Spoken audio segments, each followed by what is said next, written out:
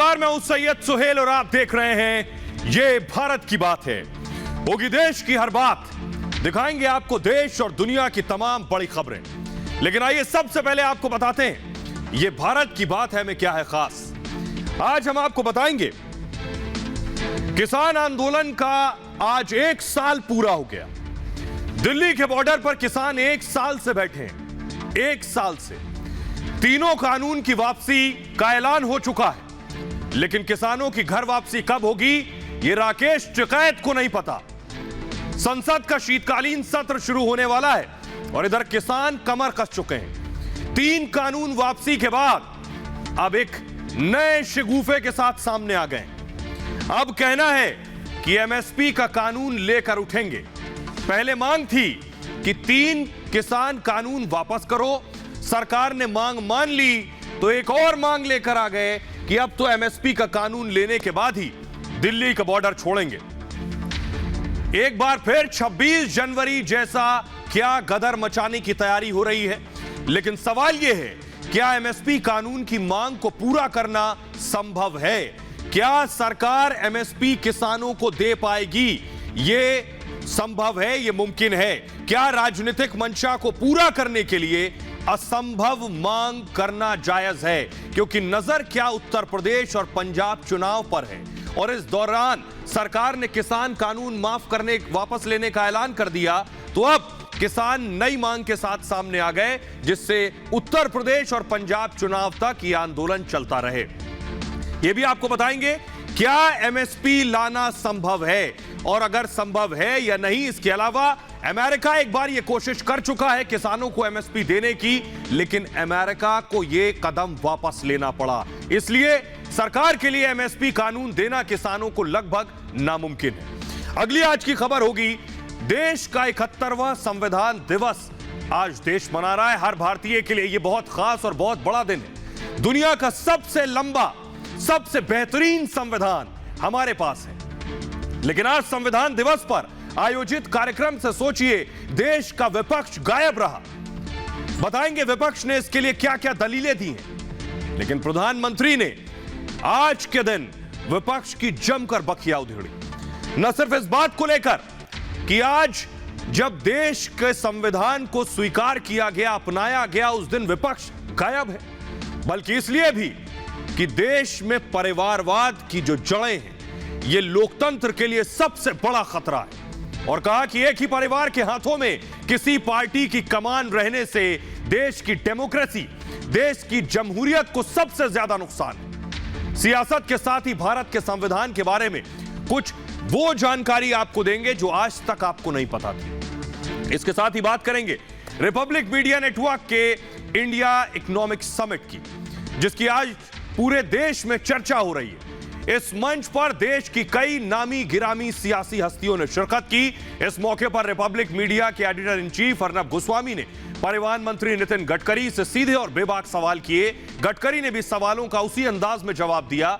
गडकरी ने बहुत बड़ी बात कही जो पूरी देश को सुनने की जरूरत है। नितिन गडकरी ने कहा वो दिन दूर नहीं जब देश में पेट्रोल पंप और डीजल पंप बंद हो जाएंगे और देश में इलेक्ट्रिक व्हीकल चल रही होगी। सरकार की यह दूरदृष्टि है और इस दूरदृष्टि के साथ सरकार काम कर रही है।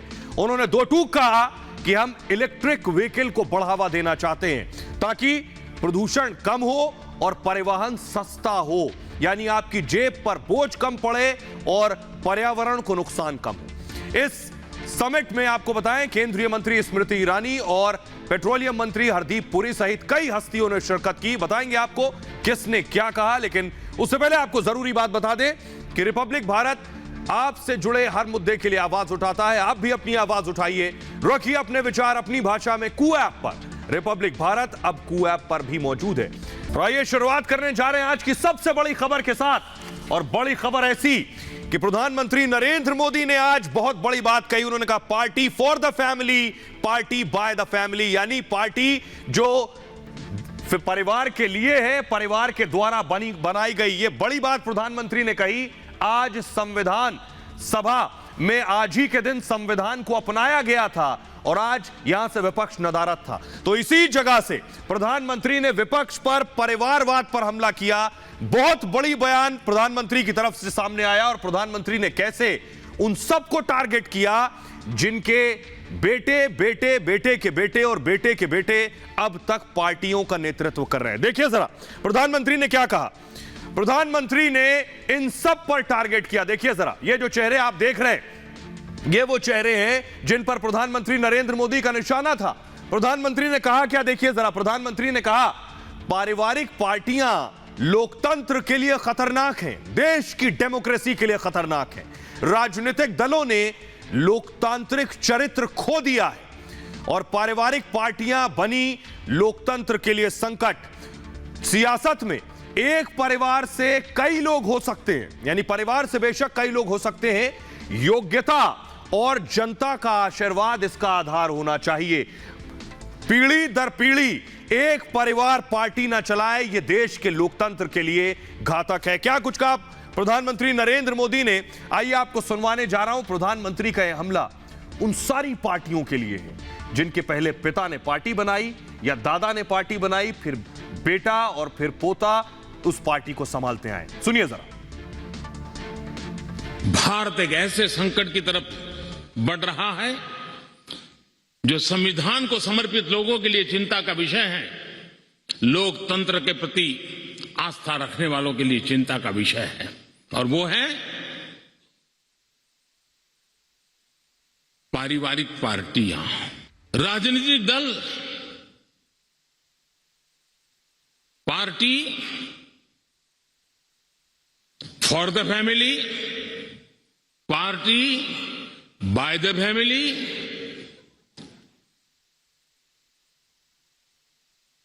अब आगे कहने की जरूरत मुझे नहीं लगती है।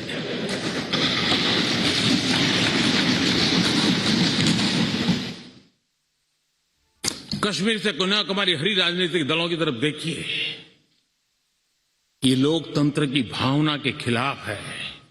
संविधान हमें जो कहता है उसके विपरीत है। और आइए अब आपको बताने जा रहे हैं और उन सारे परिवारों से आपको मिलाने जा रहे हैं जिनके दादा नाना पोता पोती वो सब आज पार्टियां चला रहे हैं देश के। देखिए जरा प्रधानमंत्री ने हमला किस पे किया है। सबसे पहले बात करेंगे देश की सबसे पुरानी और सबसे बड़ी, ये देखिए पेड़, ये आप जो ट्री देख रहे हैं मैं आपको फैमिली ट्री कांग्रेस का दिखाने जा रहा हूं। जरा देखिए, फैमिली ट्री में जवाहरलाल नेहरू, उसके बाद इंदिरा गांधी, फिर स्वर्गीय राजीव गांधी, सोनिया गांधी, उसके बाद आगे प्रियंका गांधी और राहुल गांधी। ये वो चेहरे हैं जो जिन पर प्रधानमंत्री नरेंद्र मोदी ने हमला किया कि कांग्रेस पार्टी का नेतृत्व कौन करेगा यह पहले से तय है। प्रधानमंत्री का कहना है कि इस तरह की जो पार्टियां हैं यही हमारे देश के लोकतंत्र के लिए सबसे बड़ा खतरा है। लेकिन ऐसी सिर्फ एक पार्टी नहीं है, ऐसी सिर्फ एक पार्टी नहीं है, ऐसी पार्टियां बहुत सी हैं। दूसरे मैं दिखाऊंगा समाजवादी पार्टी। प्रधानमंत्री का यह हमला समाजवादी पार्टी पर भी था, वो दिखाने जा रहा हूं मैं आपको अगले ग्राफिक्स में, उसे प्ले करूंगा। समाजवादी पार्टी में भी बड़ी लंबी चौड़ी लिस्ट है, लेकिन उससे पहले समाजवादी पार्टी से पहले आपको दिखाने जा रहे हैं। देखिए जरा, बिहार लिए चलते हैं आपको। यह परिवारवाद का दूसरा पेड़ है। प्रधानमंत्री के हिसाब से यह भी देश के लोकतंत्र के लिए खतरा है। देखिए जरा, लालू यादव की आरजेडी, राबड़ी देवी, तेज प्रताप यादव, तेजस्वी यादव और मीसा भारती सांसद है। ये सब पॉलिटिक्स में, ये एक आरजेडी का पेड़ है। पता है कि आगे नेतृत्व कौन करेगा। प्रधानमंत्री मोदी के हिसाब से लोकतंत्र के लिए घातक है। अगला पेड़ देखिए जरा, अगला पेड़ मैं आपको दिखाने जा रहा हूं। अब देखिए समाजवादी पेड़, मुलायम का परिवारवाद। प्रधानमंत्री ने इस पर हमला किया। प्रधानमंत्री ने कहा, उनका कहने का मतलब और इसका सियासी मकसद मतलब भी है क्योंकि यूपी में चुनाव है। मुलायम सिंह यादव के बेटे अखिलेश यादव भी सियासत में है, उनकी पत्नी डिंपल यादव भी सियासत में है। मुलायम सिंह यादव के भाई, ऊपर आप तस्वीरों में देख रहे हैं, ये मुलायम सिंह यादव के भाई शिवपाल यादव के बेटे आदित्य, वो भी पॉलिटिक्स में है। इसके अलावा अभय राम, जिनके बेटे हैं धर्मेंद्र, बदायूं से सांसद हैं, उन्हें भी आप ये देख रहे हैं, ये हैं धर्मेंद्र यादव, पॉलिटिक्स में है। इतना ही नहीं, एक और देखिए, ऊपर आप देख रहे हैं रतन सिंह, रणवीर सिंह और तेज प्रताप, जो कि मैनपुरी से सांसद रहे हैं, ये भी पॉलिटिक्स में है। तो ये मुलायम सिंह यादव का फैमिली ट्री है। बताने का मकसद यह था कि देश में राज्यों में परिवारवाद की जड़ इतनी अंदर तक है कि उसके आगे से जो फल निकलता है वो भी उस पार्टी को रिप्रेजेंट करता है और उसका नेतृत्व करता है, किसी और के लिए मौका होता नहीं। और ये सिर्फ एक राज्य में नहीं है, कश्मीर से कन्याकुमारी तक है। कश्मीर लिए चलते हैं आपको, देखिए जरा।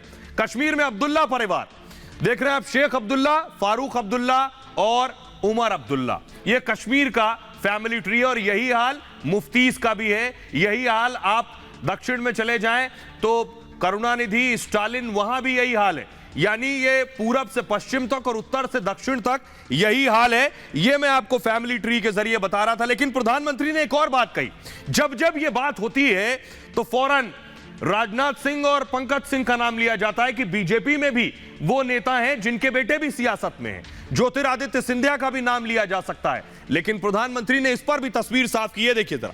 ज्योतिरादित्य सिंधिया भी पॉलिटिक्स में है, मंत्री है, पंकज सिंह भी है। लेकिन आपको बताने जा रहा हूं, फुल स्क्रीन जरा, विजुअल न्यूज के बाद आपको बताऊंगा कि आखिर कैसे ये जो नेता है, फुल स्क्रीन इन विजुअल्स को लेंगे, ये जो नेता है, ये नेता आखिर उस परिवारवाद से कैसे अलग है जो कांग्रेस का परिवारवाद, सपा का परिवारवाद, आरजेडी का परिवारवाद, अब्दुल्लास का परिवारवाद। ये परिवारवाद दरअसल ज्योतिरादित्य सिंधिया, जो कि माधवराव सिंधिया के बेटे हैं, राजनाथ सिंह के सुपुत्र हैं पंकज सिंह, इस परिवारवाद से कैसे अलग है यह आइए आपको बताते हैं। प्रधानमंत्री ने इसको भी परिभाषित किया है। देखिए जरा, दोनों परिवारवाद में फर्क क्या है। बिल्कुल कोई भी कह सकता है कि मुलायम के सुपुत्र अगर अखिलेश है और लालू के सुपुत्र अगर तेजस्वी हैं तो राजनाथ के सुपुत्र भी पंकज सिंह हैं। इस पर फर्क देखिए जरा।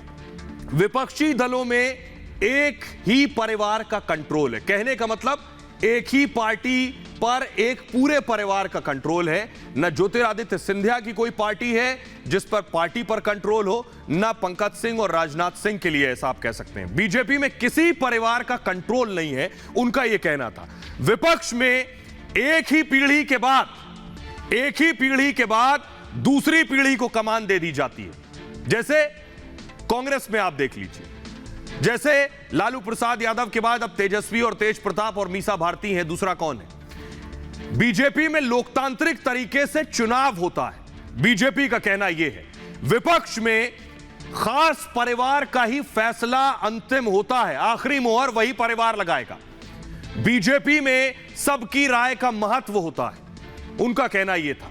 विपक्ष में योग्य लोगों को मौका मिलना मुश्किल है। ज्योतिरादित्य सिंधिया उसमें पहली एक नजीर आपके सामने है। जितिन प्रसाद को भी आप इसमें काउंट कर सकते हैं। बीजेपी में सभी के लिए समान मौका है, बीजेपी का कहना है। एक ही परिवार के हाथ कमान से नुकसान होता है। अगर पार्टी की कमान एक परिवार के पास रहे तो कोई और नेता दूर दूर तक खड़ा नहीं हो पाता, बड़ा नहीं हो पाता। बीजेपी में एक परिवार के हाथ में कमान नहीं रहती है, डिसेंट्रलाइजेशन होता है। यह फर्क है इस परिवारवाद में और ये जो परिवार से बेटे सियासत में आते हैं, ये फर्क है। आइए अब आपको बताने जा रहे हैं और सुनाने जा रहे हैं। दरअसल आज प्रधानमंत्री मोदी ने कहा, आज के दिन 26 नवंबर 1949 को देश का संविधान सभा ने अपनाया था और ठीक 2 महीने बाद 26 जनवरी 1950 को देश का संविधान लागू हुआ। 26 जनवरी हम सेलिब्रेट करते हैं तो आखिर 26 नवंबर क्यों नहीं, जिस दिन संविधान अपनाया गया। और सोचिए, विपक्ष आज इस दिन को हल्के में ले रहा था, नहीं पहुंचा विपक्ष। प्रधानमंत्री ने इस पर भी हमला किया, विपक्ष इस पर तिलमिला उठा। सुनिए जरा। उस संविधान दिवस का इन्होंने बाइकाट करने का निर्णय लिया है। ये 14 जो विपक्षी पार्टियां जिन्होंने निर्णय लिया है, ये बहुत निंदनीय उनका एक कार्य है और देश सब देख रहा है।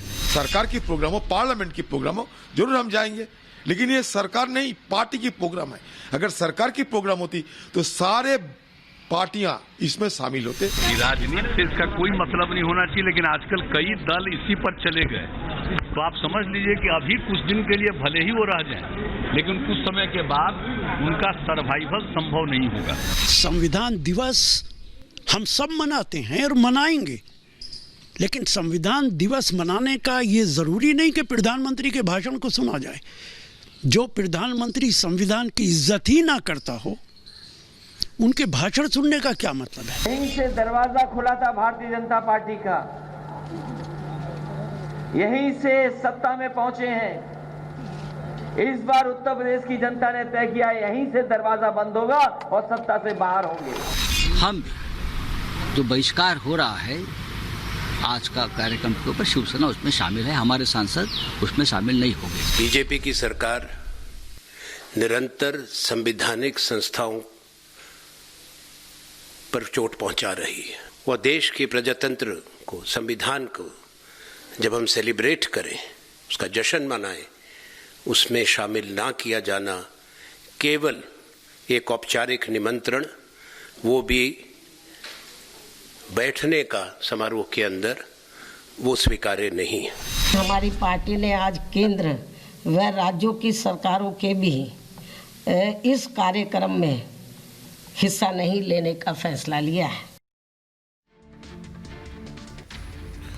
और आइए अब आपको बताने जा रहे हैं कि कौन कौन नहीं पहुंचा। देखिए, इतना बड़ा दिन और विपक्ष गायब था, विपक्ष नदारद था। देखिए जरा कौन कौन सी पार्टी से नेता आज नहीं पहुंचे। संविधान सभा ने आज के दिन संविधान को अपनाया था। कांग्रेस पार्टी के सांसद नदारद थे, समाजवादी पार्टी से सांसद नहीं पहुंचे थे, बहुजन समाज पार्टी के सांसद भी नहीं थे, इसके अलावा तृणमूल कांग्रेस के सांसद भी नहीं पहुंचे थे।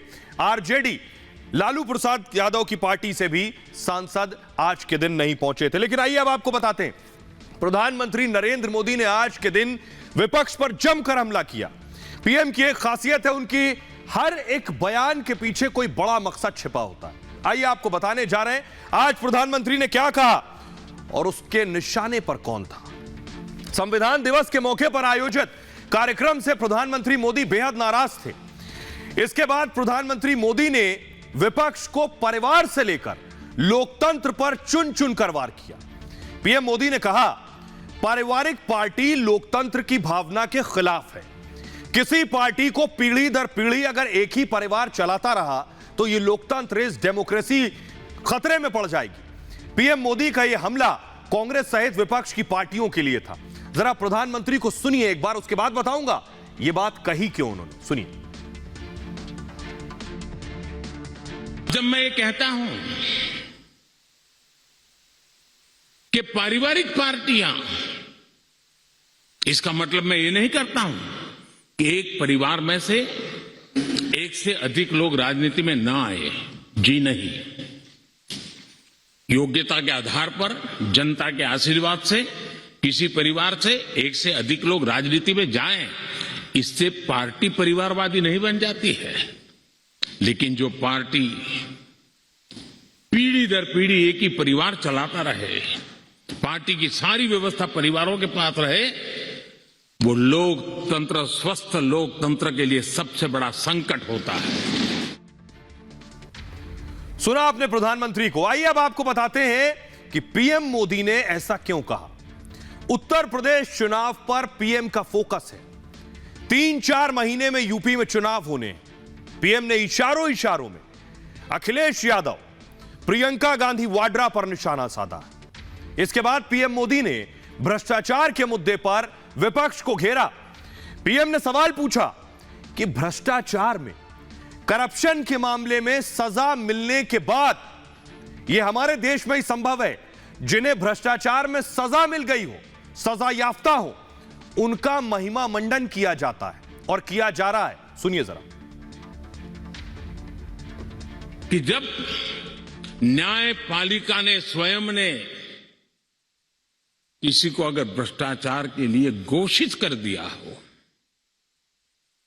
भ्रष्टाचार के लिए सजा हो चुकी हो, लेकिन राजनीतिक स्वार्थ के कारण उसका भी महिमा मंडन चलता रहे, जब राजनीतिक लाभ के लिए सारी मर्यादाओं को तोड़कर, लोक लाज को तोड़ करके उनके साथ बैठना उठना शुरू हो जाता है, तो देश के नौजवान के मन में लगता है कि अगर इस प्रकार से राजनीति के क्षेत्र में नेतृत्व करने वाले लोग भ्रष्टाचार में डूबे हुए लोगों की प्राण प्रतिष्ठा कर रहे हैं। अब सोचिए जरा, प्रधानमंत्री मोदी का यह इशारा किसके लिए था। दरअसल पीएम ने भ्रष्टाचार को लेकर विपक्ष पर निशाना साधा। प्रधानमंत्री ने इशारों में लालू प्रसाद यादव को घेरा। दरअसल चारा घोटाले में सजायाफ्ता लालू प्रसाद यादव इन दिनों जमानत पर है और लगातार सियासी बयानबाजी कर रहे हैं। पीएम ने विपक्ष को घेरते हुए कहा कि अगर आज संविधान लिखना होता तो एक पेज भी नहीं लिख पाते। सुनिए। आज के संदर्भ में देखें तो पता नहीं संविधान का एक पेज भी हम पूरा कर पाते, क्योंकि नेशन फर्स्ट कालक्रम से राजनीति ने उस पर इतना प्रभाव पैदा कर दिया है कि देश हित भी कभी कभी पीछे छूट जाता है। अब सोचिए प्रधानमंत्री ने यह क्यों कहा। दरअसल पीएम ने विपक्ष के गैर हाजिर रहने पर उन्हें घेरा। विपक्ष जिस तरह हर मुद्दे पर सियासत करता है उसको लेकर प्रधानमंत्री ने यह हमला किया है। बहरहाल विपक्ष को प्रधानमंत्री ने बखूबी आज जवाब दिया है, लेकिन आइए अब आपको बताने जा रहा हूं मैं वो बातें संविधान के बारे में जो शायद ही आपने कहीं पढ़ी हो या सुनी हो। आज आपके लिए जानना बहुत जरूरी है। देखिए जरा कुछ दिलचस्प बातें संविधान से जुड़ी हुई ये मैं आपको बताने जा रहा हूं और ये ग्राफिक्स के जरिए आपके सामने हम रख रहे हैं कि संविधान से जुड़ी हुई वो चीजें जो अब तक शायद आपको नहीं पता थी। तो ये आपके सामने आ गया है। दुनिया का सबसे लंबा लिखित संविधान है हिंदुस्तान का, दुनिया का सबसे लंबा। सोचिए जरा, भारत का संविधान हाथ से लिखा हुआ दस्तावेज है, हाथ से लिखा गया है हमारा संविधान। संविधान की दो कॉपी हाथ से लिखी गई है संविधान की, और इसे आपको बताऊं कि हिंदी और अंग्रेजी में लिखा गया है। इसके अलावा दिलचस्प बात यह कि अंग्रेजी की कॉपी में 1,17,369 शब्द हैं। यह बात शायद ही लोग जानते हो। इन्हें लिखने में 254 कलम की निब का इस्तेमाल हुआ है। 254 कलम की निब का इस्तेमाल हुआ है। संविधान की असली कॉपी जो ओरिजिनल कॉपी है वो संविधान भवन की लाइब्रेरी में अभी भी रखी हुई है। ये कॉपी के बारे में आपको बताऊं, हीलियम का एक बॉक्स है, हीलियम के उस बॉक्स में इस कॉपी को रखा गया है और संविधान बनाने में 2 साल 11 महीने 18 दिन का वक्त लगा था। अंतिम रूप देने से पहले आपको बताऊं संविधान पर चर्चा हुई और बहस हुई थी। वो बहुत दिलचस्प चर्चा और बहस थी।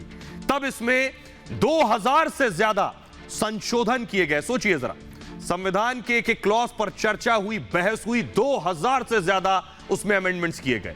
इस पर संविधान सभा के 284 सदस्यों के हस्ताक्षर तक शामिल हैं।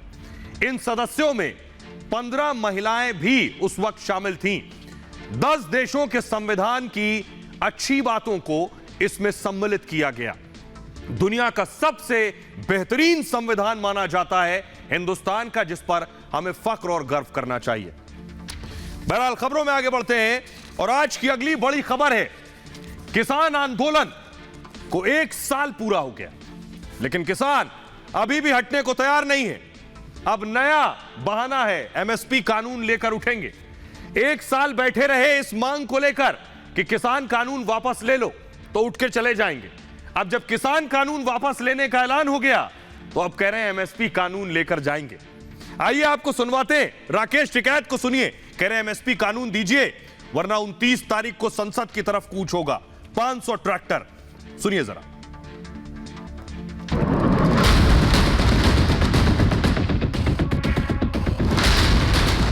सरकार के पास में सोचने का, समझने का सब टाइम सरकार के पास में है। अब तो नेतागिरी की हद हो गई। कानून वापसी तो घर वापसी, ये कहेंगे 10 दिन कि आपको जलील करेंगे पूरा। विपक्ष के इशारे पर चल रहे हैं टिकैत। हम 3 ट्रैक्टरों के साथ साथ 500 लोग जाएंगे 29 तारीख को, और 10 दिन तो आपको जेल ना भाई। आंदोलन के नाम पर जमकर हो रही है सियासत। हम फैसला पार्लियामेंट चलने पर लेंगे, फिर आके हमें आंदोलन कैसे चलाना। पहले 3 कानूनों को हटाने की मांग, कानून को हटाने का ऐलान हुआ तो एमएसपी कानून की मांग। एमएसपी से ही किसान को लाभ मिलेगा। ये जो 3 काले कानून थे इसमें तो जनता का भी लाभ था। आखिर ये मांग कहां रुकेगी? क्या इस आंदोलन का कोई उसूल है? क्या इसे चलाने वालों पर भरोसा किया जा सकता है? सब कुछ सामने है। अब टिकैत संसद सत्र के बाद आंदोलन की रूपरेखा पर बात करेंगे, मतलब टिकैत केवल आंदोलन करेंगे। हम फैसला पार्लियामेंट चलने पर लेंगे, फिर आगे हमें आंदोलन कैसे चलाना, आगे आंदोलन की रूपरेखा क्या होगी। और 27 तारीख की है संयुक्त मोर्चे की मीटिंग, कल भी फैसला लिया जाएगा। 29 तारीख को ट्रैक्टर मार्च है, जो 30 ट्रैक्टर जाएंगे इस बॉर्डर से भी का रास्ता खुला हुआ होगा, तो हम 30 ट्रैक्टरों के साथ में 500 लोग जाएंगे 29 तारीख को। और 10 दिन तो आपको जेल ना भाई। ट्रैक्टर रैली को लेकर दिल्ली के बॉर्डर पर किसानों का मजमा लगना शुरू हो गया है। यानी 29 नवंबर को 26 जनवरी जैसा कदर मचाने की तैयारी हो सकती है। और आइए अब आपको मैं बताने जा रहा हूं कि आखिर किसानों की मांग क्या है। किसान कह रहे हैं हम टस से मस नहीं होंगे, नई मांग लेकर आए। एमएसपी 2 तो उठेंगे, लेकिन एमएसपी देना क्या मुमकिन है? अमेरिका ये कोशिश कर चुका है लेकिन कामयाब नहीं हो सका। आइए आपको बताने जा रहे हैं किसानों की मांग देखिए जरा।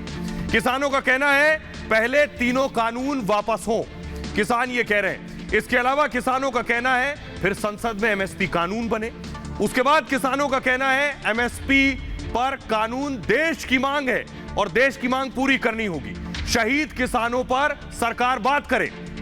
उनका कहना है किसानों के बाकी मुद्दे हल किए जाएं।